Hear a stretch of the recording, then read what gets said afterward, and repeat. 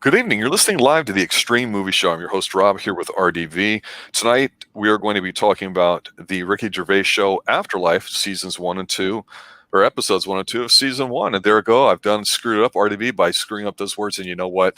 That's one interesting thing about Afterlife with Ricky Gervais that we're going to be talking about tonight is how screwed up it is, because it's a British show, a very short one that we're starting to binge watch. We've been very interested in talking about it for a little while. And I got to say, admittedly, not very familiar with Ricky Gervais. I guess he was in the original British show of The Office. Never saw it. Heard it was much better than the United States version, which I did like that one.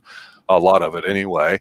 And I got to say, I don't know quite what to expect after the first 2 episodes, because there's parts of it that's really, really dark, but there's parts of it that I go, oh my God, that's almost really, really funny. But the whole idea is, if you guys haven't heard, people who are listening and tuning in, is that there's a man. He's widowed, played by Ricky Gervais. He has a beautiful German Shepherd, which we'll talk about. And he's in a small town. He works there, and it's kind of beautifully filmed and all that.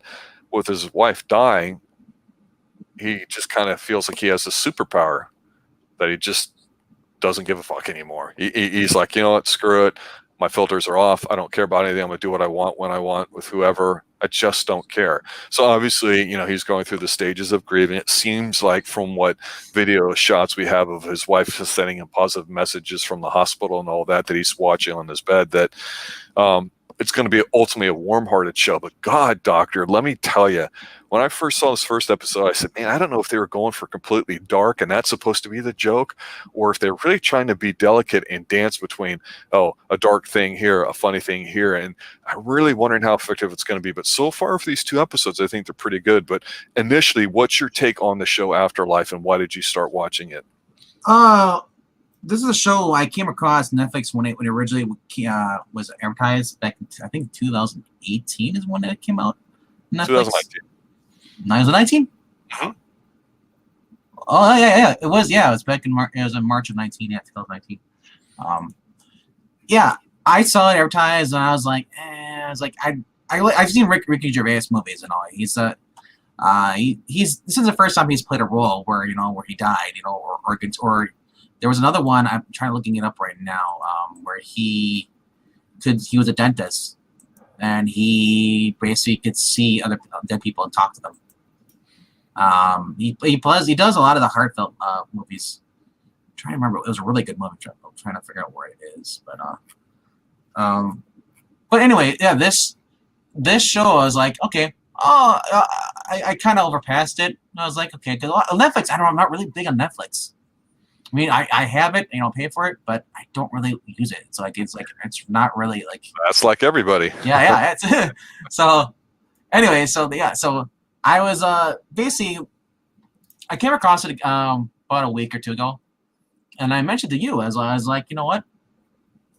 Because we're looking for another show to review, and it's only like 6 episodes long for the first season, and then there's a second season. I apologize for our British or UK people who are watching this.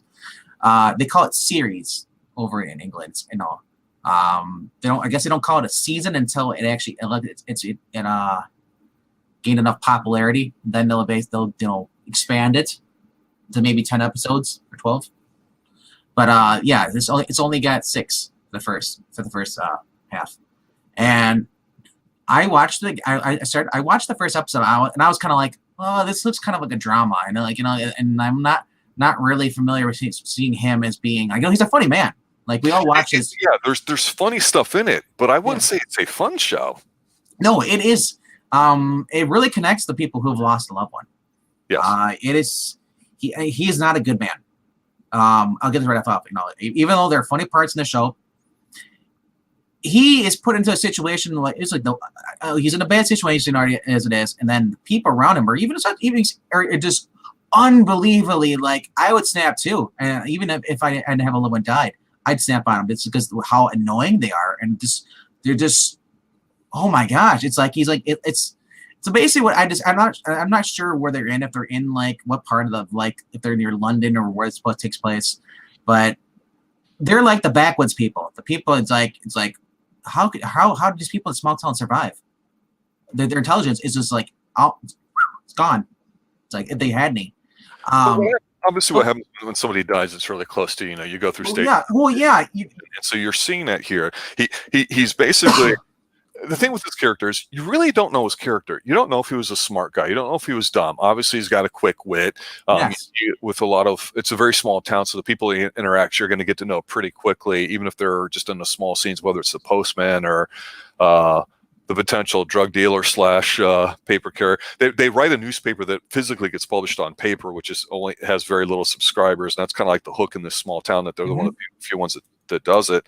But the thing with his wife dying is this: she seems like a very upbeat, positive person despite her diagnosis. And so, he's laying in bed, and you go, well, I can understand losing a loved one, especially your spouse. You're in bed, you're miserable, so you're not washing dishes, you're not taking out the trash, you're just being a bum. I mean, we get it. I mean, who hasn't?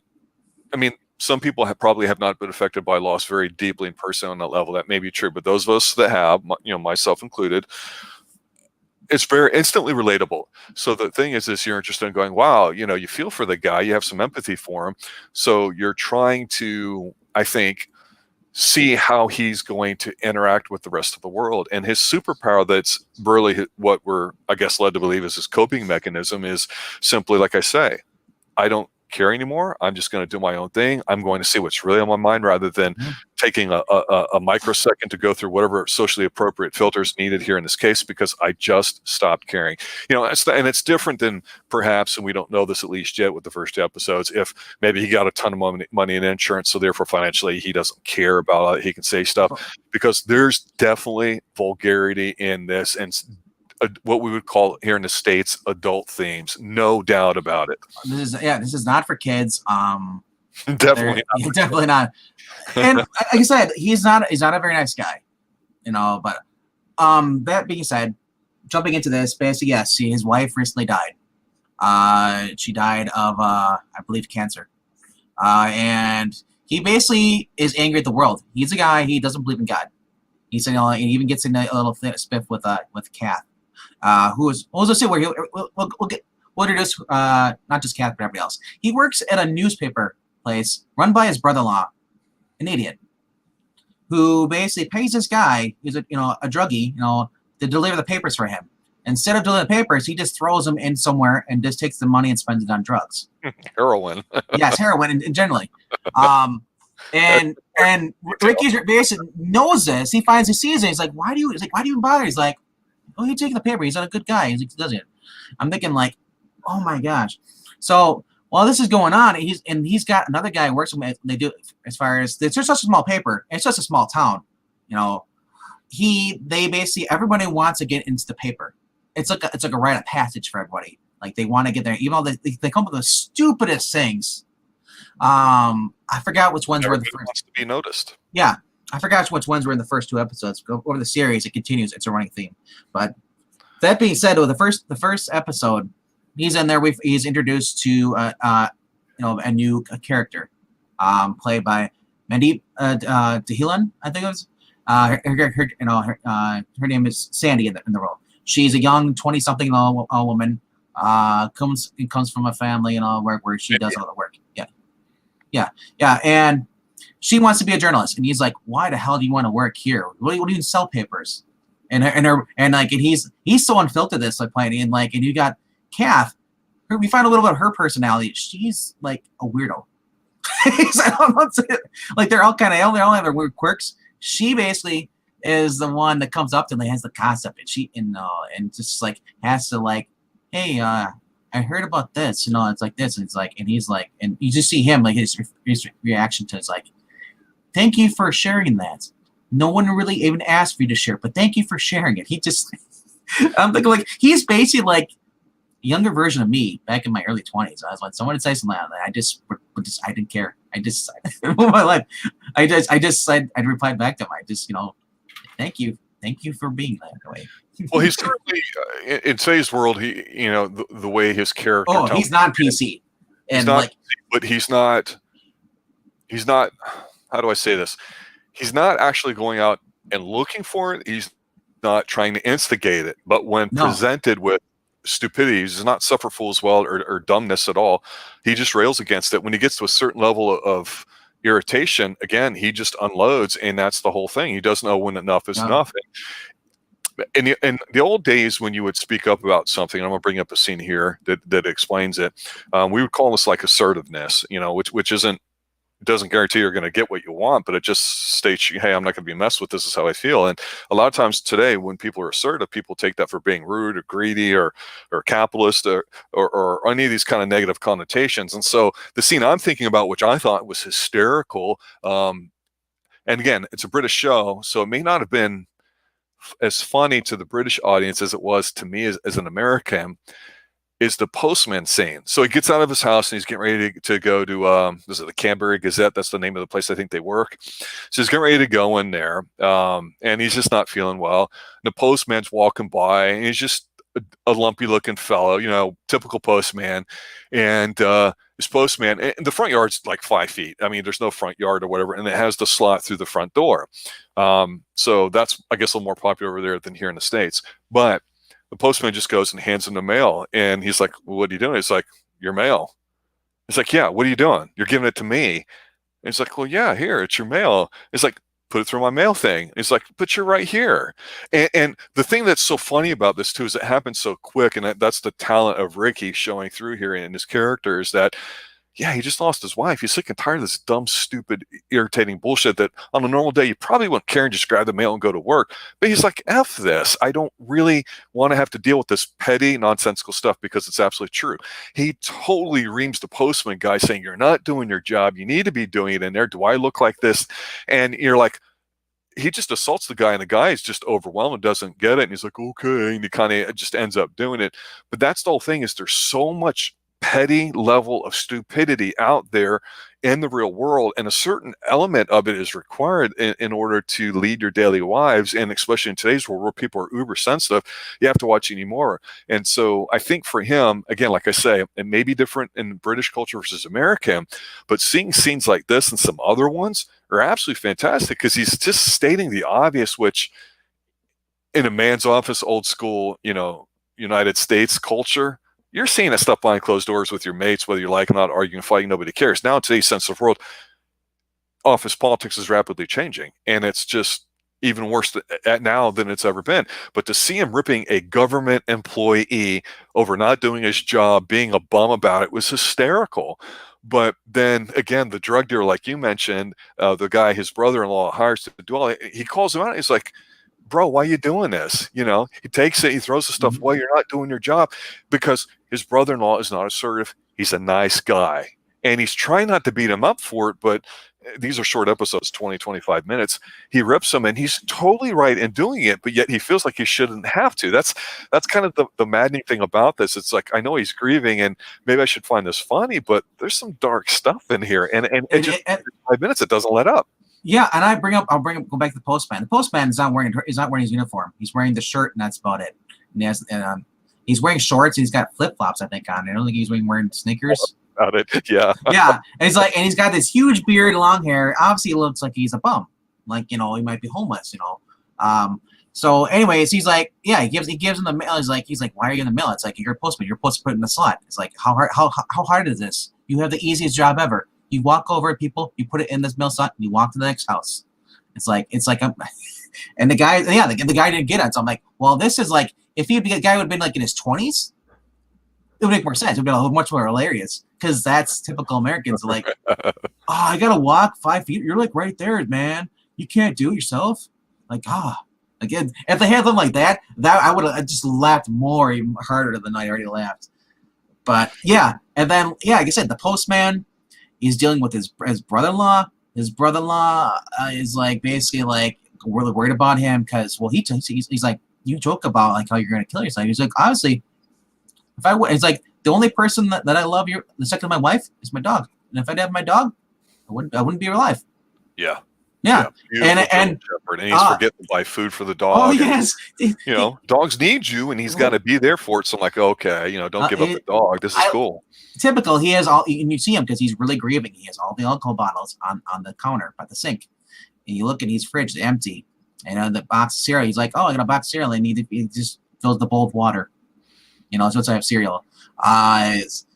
dog. He's like, they're down to one can, and he's like, oh, I'm out of dog food. Shit. He's like, I forgot, because he keeps forgetting because he spends his days when he's not talking to this jackass therapist. We'll get into that. He watches home videos. Like, he gets back. We've learned that basically back in his relationship with his wife, he videotaped everything, which is a really great idea for a show, because if you're not, you can still have her in the show, his wife. Yep.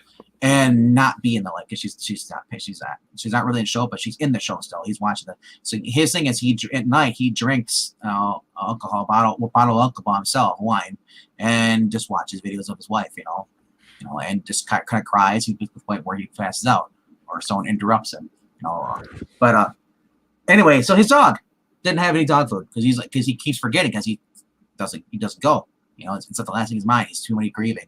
So no, this is true. I watched my mom do this like 5 years ago. She's still kind of forgivable, but she's not as bad as she was after my dad passed away. But getting the point is that that's the last thing in his mind is providing for someone else. So anyway, I forgot what it was. Like, the dog had it was like cream soup or something of some kind of that. Yeah, like bean soup or something. So yeah. So he's like here's some, and then I was like, I'll eat the rest because he's hungry, and I was just like, wow, that poor. He's like, and as he watches the videos, which is really, and what's great about these videos, now that you're seeing his home videos, his wife left him like, hey, it's an instruction video how to survive. She's like, I know how much you are, because she's the one that planned everything when they're alive. She did all the planning. He was just like, followed along. So she was the serious one, where he was the prankster, jokester.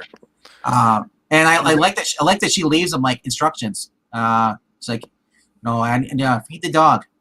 The dog needs to eat too, not just you. Don't be selfish. It's done in a warm-hearted manner. It is.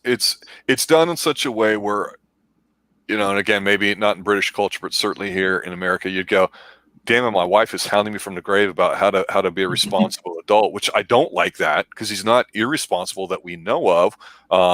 And there's that whole, well, you're going to do it your way. No, this is what you need to do. And I don't know. I'm not. Well, it's not that big of an irritant, but it's one of those things where she's so heartwarming the way she's smiling and talking to him. You're like, okay, this is the obviously moral compass of the show, if you will. Yeah, she's not nagging him. We find out it's like, because she knows. Well, because remember, she died of cancer. As far as this, and he's grieving, and like I said, when you grieve, she knew he was gonna. Basically, she was his life. Yeah, she's taking care of him in her afterlife, because what a sweet person she is, and you can definitely see it with the video. You can see his life's a mess. He's falling apart. He committed suicide. He can't live without her and stuff. So obviously his life's a mess. She knows this because she could see it happening, because obviously she saw how hard he was taking and everything. Obviously, so that's why she created this thing for him, which is sweet, because it's not really nagging. And she just leaves us out. Advice tips, things that you forget because you're so freaking grieving. And when you live alone too, it's harder. You don't have heavy kids to distract them. He just has a dog to live for. Thank God he's a dog person, because a cat, I don't think he would have survived. Well, we'll talk about this as we get ready to go into the second episode here, because I was going to say the only real thing left in this episode is the work thing that irritates him a little bit too, is just the fact that it's a paper newspaper. But this guy in town, he's this old man, he's sitting in there suffering with his schlubby coworker about how this old man, in town, that they're putting him in the paper for a story because he's got like the same card, like Christmas card, like 5 years in a row. Birthday card. And his wife's dead and this and that. And of course, he says one thing that makes him think a little bit or whatever. So there's a lesson in it. But it's the dopey kind of small town stuff that would make it into a paper like that. Hey, you got the same Christmas card, not 2 years in a row, but 5 years in a row, and your wife is gone or whatever. I mean, it's like, okay, this is the kind of nonsense he has to put up with, and I understand that he feels it's not professional, for lack of a better term. It's just crap work. It's meaningless. It doesn't mean anything. They're not aspiring to be something better, which you can see that is important to him. What's this all about? My wife's dead. I see what nothing's important with all this. My brother-in-law's a wuss ass. The postman's a bum. But at the end of the episode, he's walking home and he had finally remembered to buy a can of dog food. And he's walking down the street or wherever, and these two punk ass kids come up like, hey, you got any money? Well, give it to us and all that. And he's like, I don't really care, guys. I don't need this, blah, blah. And they're like, yeah, yeah. And the kids are fun. I don't think they're going to do anything. But he pops, this is kind of vicious, even though it's a split second. He pops the one kid because he has the can in his hand and the nose with it, and like just hits the other guy. And the dude's got a broken nose, and they run off because they're little punk ass bitches. And then he brings the can of food home to his dog. And you think, okay, great. Maybe he's learning. But as you get into episode 2, the interesting thing about this is, okay, I'm wondering if he's hit rock bottom and he's growing. But no, it gets darker. Now he gets the bright idea that I'm going to go ahead and kill myself. Let me go up to the heroin user, dealer / guy that loads our papers, that's getting his paycheck from my brother-in-law, who's too stupid, even though I told him about it. He goes, hey, why don't you come on over tonight? I want to try a shot.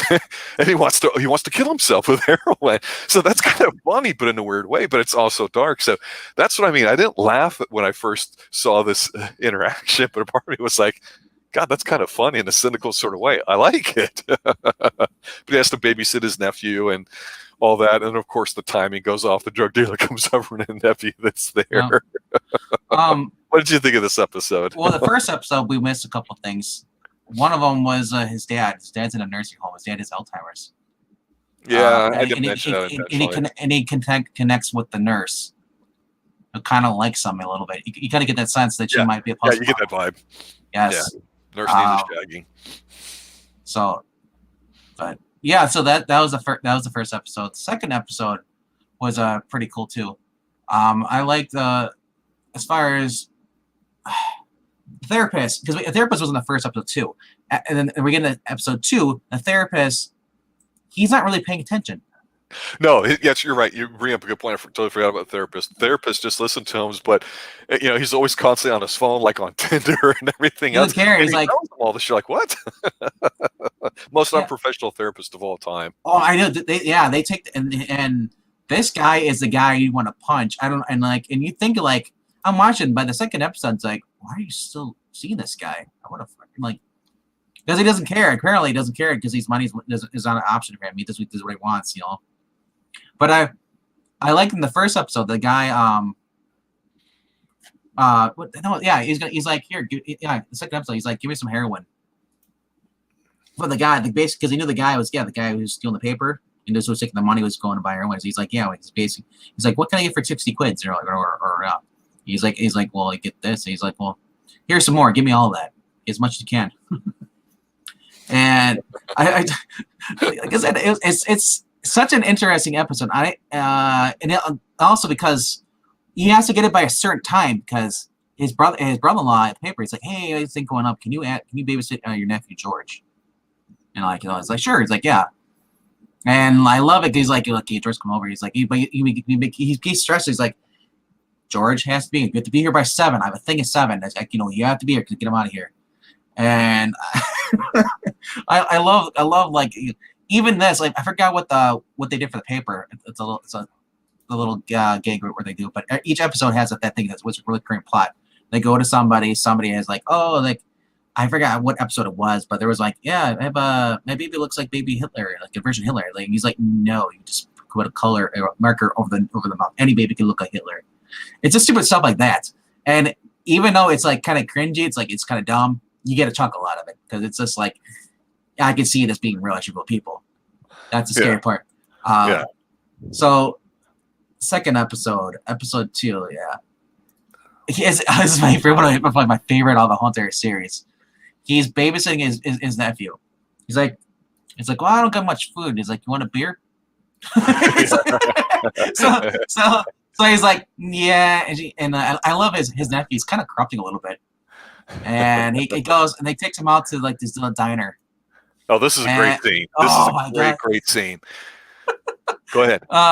So they go to the diner, and they're in there, and the waitress is like, well, he's like, he'll have the kids meal. He's like, well, I'll have one too. It's like, oh, sir, that's only for kids. You're not. It's like, yeah, but I don't want to eat that much, or like, a little bit. The portions are small, right? Yeah, the portions are small. It's a portion I want. I don't want to eat that much, It's just cheaper. Why would I pay more? I'm not going to eat all of it.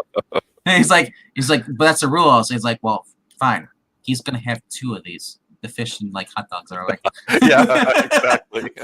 He's like, and she looks at him. He's like, yeah, I'll just have a coffee.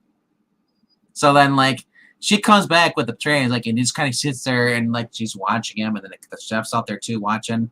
He just quickly reaches over and grabs the food and starts shoving his mouth. Oh, he's like, there's nothing they can do about it. He just kind of like she gives a dirty look and like, yeah, Right. screw you, bitch. That's like, Well, that's the thing is we know what he's going through.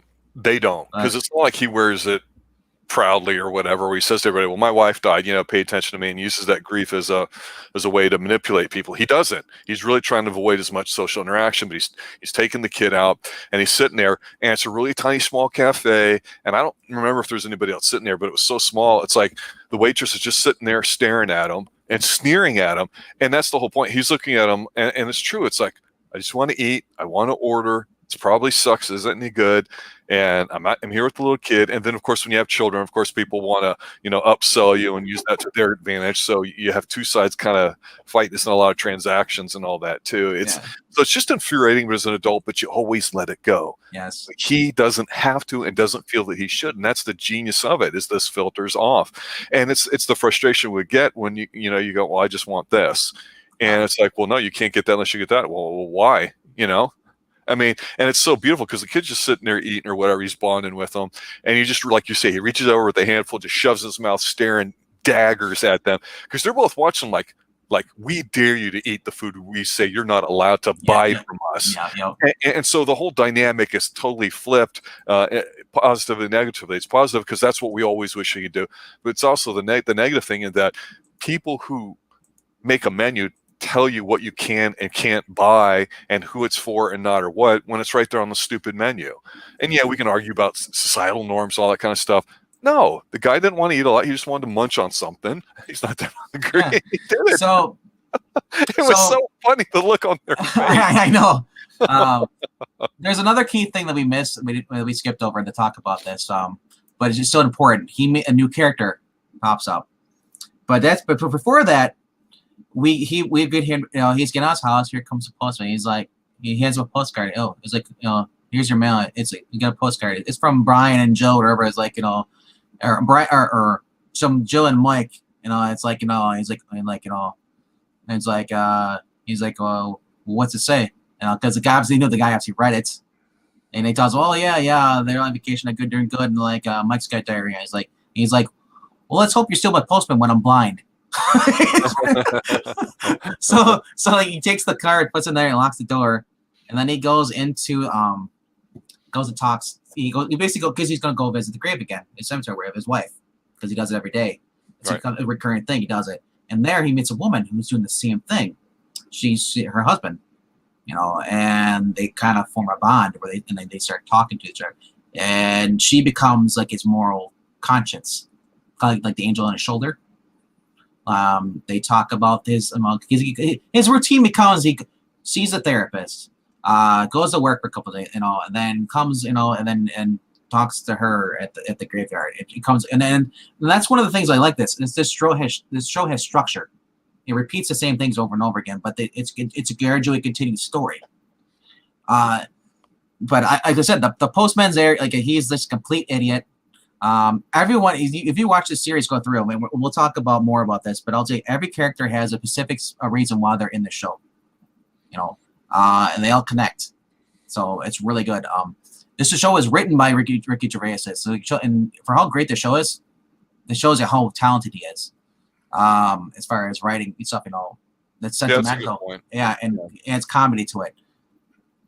He's actually an actual good person, comedian. He's not like these guys who are like just does liberal penis jokes and all that stuff, It's not lowbrow humor. Yeah. You're actually getting real humor, which is great. Like, it's seen with Tim Allen during the Home Improvement. You actually got a good show out of it. It's moral episodes, and this is kind of like that too a little bit. But and there's another one big thing we also missed too before he did all this stuff, even the postman and this. It starts off for him in the tub. He's getting ready to slit his wrist, and the dog comes up and starts whining. So then he gets out and starts his day. Yeah, and that was my that was my biggest pet peeve with the show, is that I understand there's some comedy stuff to it. I understand there's some, it's an adult humor if you want to look at it that way. But this stuff is really dark. And honestly, this is going to sound petty because I'm a dog guy. Sometimes, when you go through grief, one of the best things you can do is focus your outlets on serving somebody else, give you a reason to live, whether it's your plants or your dogs or your job or children that you may still have, those kinds of things. And, it doesn't necessarily work for everybody, but it's always something to try. If somebody that needs something from you, be that person and throw yourself into it, and that'll allow you to eventually help deal with the grief. And so for me, I always thought, okay, I didn't realize the dog was in the show. I didn't realize the dog was going to be, at least so far in these 2 episodes, a somewhat, hopefully, big character, because that's how I feel about it. Yeah, he's a supporting role. Exactly. And to me, you got a dog, you got a reason to live. Hey, I need to go home. I need to walk my dog. I need to play with him, because you get a lot of shots too. We didn't mention because they weren't particularly relevant, of him actually playing with his dog. Although he did, I think it's in episode 1, rip the one guy that was bitching at him because his dog was off leash at a dog park, but there's nothing else around, and he looks around. Same stuff we would always kind of say or do. But in the second episode, when he does try to off himself and the dog whines at him, I felt bad for the dog, not for him. And that's where I think you walk a fine line with some of these things. And I appreciate the adult nature of it too, and his wife seems sweet on there, but I just can't help but wonder after 2 episodes, because I have not seen 3, 4, or 5 yet, if this hopefully won't build towards something bigger, because it is heartwarming. There are a few things there that give you hope. Some of the people that he meets that he doesn't know seem to be the best people that he's dealt with, and obviously, the person that he's going to be training or working with, Sandy, the young journalist there, might be something. We'll see what happens there too. But I've liked it so far, these 2 episodes. For my final thoughts, I think it's a little more entertaining than I thought it was going to be. I have to say that. It does have, I guess, some British elements, so I don't know from the American perspective if there's things I'm missing out that was intended to be funny or make a point that maybe I don't know about. And definitely the way we look at some things might be funny to us that might not be to people over in the UK watching this, or even in Europe, let's say. But yeah, I found some of this stuff, like with the postman, really funny, or even the business, the government kind of entities and private businesses where they lord over you. Just funny how he dealt with them too. But there's nice touches to it. I agree with you 100%. And I think that's the big takeaway for me, is that I didn't really know too much about Ricky Gervais, did not watch The Office. But watching him being totally involved in directing it, writing it, producing it, whatever, all those things, and starring in it, it does show how talented he is. And I'm glad that we have somebody that can work in several different themes at once, and at least so far seem to make it work in a 30-minute show. What are your final thoughts? Well, not really final thoughts, because I want to talk about a couple more minutes. This show, they introduced another character, which becomes pivotal because this kid's annoying. Episode 2 here. They're called to the house where this mother has a son who can play London Bridge is Falling Down with a recorder. 2 recorders. They're in his nostrils. That's right. Yeah, we should have talked about that. Yeah. Not only this was because we have Kathy, being here. She's in the office. She's being annoying and just obviously just getting on his nerves. It's another recurring gag they have going on with the show. The recorder boy, obviously anybody's ever watched Bad Santa, same IQ level as that kid, annoying.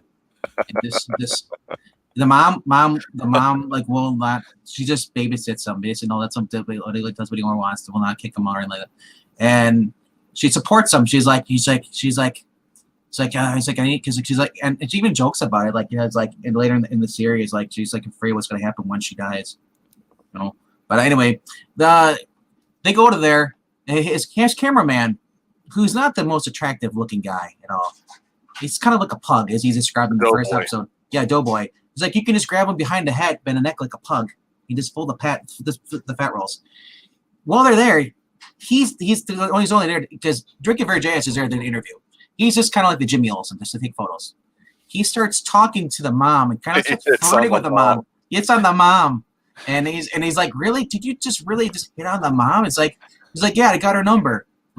He did. He's a guy of a high sex drive. And he's like, really? It's like, yeah. He's like, oh, it just, I love this show. It's got comedy. It's got the drama. You know, it's Ricky Gervais is just creative and it's fresh. Compared to Hollywood movies and what's going on in TV series, it's a fresh take on what's going outside it. And I just love that the entertainment industry is still alive. It's not as PC as everybody wants it to be. You know, right. You're allowed to be offended because what you're offended by may not offend somebody else, and vice versa. And I hate censorship, but anyway, I just love because like the whole first 2 episodes. And it's a recurring. Like I said, it's another recurring thing because I've watched season 2. That's how much I love this show. Ricky Gervais he's still kind of he basically goes visit the woman at the grave. He goes to visit his dad, talks to the nurse. Kind of frets with him a little bit, back and forth. He has a routine. He goes to a therapist. He doesn't give a crap about him. And just kind of asking him questions about stuff. He's like, "Oh, look at this! I just got a high score in Tetris or whatever he's playing, or whatever." He's not even caring. He doesn't care about him. And then he goes back to the office. His brother is like, he's like, "You make all these things like you're gonna kill yourself. I'm always worried about it." He's like, "Well, don't worry." It's like, obviously, I'm not gonna do it. You know, I have a dog. Once the dog dies, I'll do it. It's just sarcasm, and like in this show, it just kills me. It slays me. The postman, great guy, another great part of this things, and not much I more can say about it. Yeah, he after this at the very end, he basically watches his videos of his wife, and goes drinking alcohol. Like I said, he's not a good guy. And obviously, when you lose someone like you've been together for a long time, you get better. You can and everybody handles death like differently. So. We're just discussing the first 2 episodes of this. The next 2 are going to be on Sunday, 7 p.m. I guess Eastern Central, time. Eastern. 7 p.m. Well, 6 probably 6 p.m. Eastern. Yeah. Yeah. All right. So. Yeah, Mert, it seems like you're new. I'm assuming you're overseas. Yeah, we're obviously based here in the United States, but we cover some TV stuff, but a lot of movies, a lot of 80s based because that's where most of us grew up from. But we love The Office so much, and we've been experimenting with certain shows like this one. We're considering doing Broadchurch, but this show is just the type of thing that we like and we enjoy. It's very entertaining. We gave it a chance, so we just want to kind of, as we watch them, come out here and just give our quick opinions about them too, to kind of grow our channel because we're a relatively young, new, growing channel coming on board. So I appreciate you showing up too. And if what you're saying is true about The Office, I might have to check it out because there's a lot of people I know that love The Office here, but everyone that I know says, "Oh, if you watch the British version, much better." And so that's pretty interesting too. But yeah, that's half the fun of it, trying to decide what to watch and everything else there too. So check us out if you got any particular things you'd like us to take a look at or offer our opinion about. We'll definitely take that into consideration. So, he said, Mert says here, and this is what you were saying there, RDB, that I love the realistic world that Gervais always shows in the shows because it's true. Though I guess my final thought, and then I'll let you close, is that what you're saying is absolutely true. But all these little details you see in such a short show illustrate that while he may seem to be suicidal, and it kind of upset me that he was going to try to off himself and his dog did it. I get that's supposed to be funny. I didn't like that. But that being said, he's not a bum. He's out there. He's walking his dog every day, playing with it. You get like a minute of him just doing his private daily routine of stuff. He's still showing up to work. He's still giving feedback that nobody wants to listen to him for because they're all going, "Oh, you're grieving so," and they just don't want to listen to him. But I think at some point they're going to, just from the look of it. And then the dumb stuff he has to deal with every day. That's what some philosophers would say. Hell is other people, and Ricky said, "Just shown we're benefiting from that." So, any other final observations? Like I said, I love the fact it's only 30 minutes. I mean, I love and hate that. Some shows, like I really love it, like like The Witcher. I kind of wish it was longer, like 40 minutes. But right. This way, you get straight to the plot of what the episode is, and this, even though it being 30 minutes, it doesn't feel rushed. I love, like I said, I love all the characters in this show. I love, like I said, like as far as the dog thing, there are dark things in there, which is very realistic because there are people like that. They might, Mm-hmm. I don't think it was supposed to come off as a joke. It'd be funny that the dog saved them from like killing himself, but it's just like the way he deals with people, and like the people ask stupid questions, so they get and they don't really understand what, like when he gives them a stupid answer back to them, it goes over their head. Yeah, they don't get it. They're Yeah, just not there. my dad was like this too. When people would say something, he'd say something and go right over their head. He was quick-witted like that. And I guess, and like it's like this show is kind of feels like The Office. It's just people that normally wouldn't be in this office area like here. Like they have such quirky personalities. His brother-in-law is a softy pushover, who's being taken advantage of. You got the guy in the news, the guy who just does taking the photos. He eats constantly. He's always noshing something. Yeah. And there's I can't remember. I think it's an upcoming episode. There's in there where it was this episode. He passes gas and he's like, "Dude, you're not coming inside the house. You can believe you just did that. You just crapped your pants or something like that." It's like you're not coming in. And like I said, like that guy's supposed to be the slob. That's his character. Then you got the new girl who basically is kind of like she feels bad for him. She's like, don't be sad. Like I don't like you when you're sad. Like so that it's another thing. And then you got the woman he meets at the cemetery, little cemetery spot. She's basically opening up his heart. He's basically his heart's really hard and like he just closed off. She's kind of like, hey, just because you're suffering doesn't mean other people in the world aren't suffering too. So you see as him, he's kind of like it's just kind of like a Grinch story. You can think about it. His heart's starting to grow 3 sizes bigger than it was before. It was just all about me and all my problems. I don't do anything. Then he's starting to realize what the people around him, what they're dealing with. So it like I said, it starts off dark, and it starts to get less dark as the better he gets. I strongly recommend this. I mean, if I could find this on Blu-ray, I'm buying on Blu-ray. That's how much I love this series. Awesome. We'll be looking forward to covering the rest of the episodes of season 1 and season 2 as we get through them too on a weekly basis. So nice to look forward to that. You never know who's going to show. Mert, thanks for showing up and giving us an opportunity to share a little bit of time with you talking about a really wonderful show that we enjoy too. Some of the films we cover or shows we disagree on. That's where the fun really begins. But no, double thumbs up here. How positive it is. Definitely surprised for it. Pleasantly glad to find a little gem like that too. And I think at least where I'm at, it's on Netflix. Correct, RDB? Yeah, this is on Netflix. You can find it in there. Just type it up in the search thing if you're on your PC, wherever you just type in British TV series, or you can type in Afterlife as well. It's 2 words. Yep. I've been going through the British TV series on Netflix. Oh my gosh, there's so much on there. Like I said, it's not Hollywood. Hollywood has their own propaganda way they do things. Where the UK is like they're more adult, they're more mature than Hollywood. Hollywood, like I said, so you're gonna see like things like were more risque that we never see in American TV. Well, we did do the Frankenstein Chronicles. Yeah, Sean Bean, I know that. Great. And we've gotten away from doing some others. So we've done this. We may do Broadchurch. There's, I've seen Fortitude. We'll talk about that offline. But there'll be a few more that we like to do, as 2021 rolls into place. So that's cool. All right, guys, thanks for showing up. RDV, thanks for popping in so we could talk about this. And all those guys, thanks for listening. Stay extreme. Have a good night. Cheers, guys.